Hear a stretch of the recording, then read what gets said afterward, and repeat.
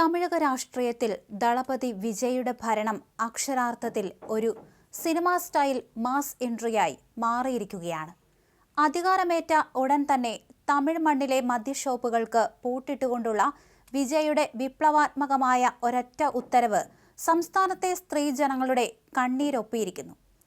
എൻ്റെ അച്ഛനെ എനിക്ക് തിരിച്ചു തന്നു, ഇപ്പോൾ വീട്ടിൽ കുറച്ചെങ്കിലും സമാധാനമുണ്ട് എന്ന തമിഴ്നാട്ടിലെ സാധാരണക്കാരായ അമ്മമാരുടെയും സഹോദരിമാരുടെയും വാക്കുകൾ ഈ തീരുമാനത്തിന് ലഭിച്ച ഏറ്റവും വലിയ അംഗീകാരമാണ്. ലഹരി വിപത്തിനെതിരെ വിട്ടുവീഴ്ചയില്ലാത്ത നിലപാടാണ് പുതിയ സർക്കാർ സ്വീകരിക്കുന്നത്. മദ്യശാലകൾ പൂട്ടിയതിന് പിന്നാലെ സർക്കാരിന്റെ അടുത്ത ലക്ഷ്യം എന്താണെന്ന് ദളപതി വ്യക്തമാക്കി കഴിഞ്ഞിരുന്നു. സംസ്ഥാനത്തെ ക്രമസമാധാനം തകർക്കുന്ന ഗുണ്ടകളെയും സാമൂഹിക വിരുദ്ധരെയും പാഠം പഠിപ്പിക്കുമെന്നാണ് വിജയുടെ കടുത്ത മുന്നറിയിപ്പ്. ജനങ്ങളുടെ സുരക്ഷയ്ക്കാണ് മുൻഗണനയെന്നും കുറ്റവാളികൾക്ക് തമിഴ്നാട്ടിൽ സ്ഥാനമുണ്ടാകില്ലെന്നും അദ്ദേഹം പ്രഖ്യാപിച്ചു.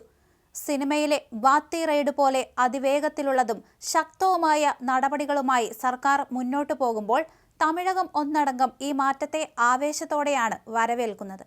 അനീതിക്കെതിരെയുള്ള ദളപതിയുടെ ഈ വാത്തി റെയ്ഡ് തമിഴ് മണ്ണിൽ ഇനിയും തുടരുമെന്ന് തന്നെയാണ് ഭരണകൂടം നൽകുന്ന സൂചന.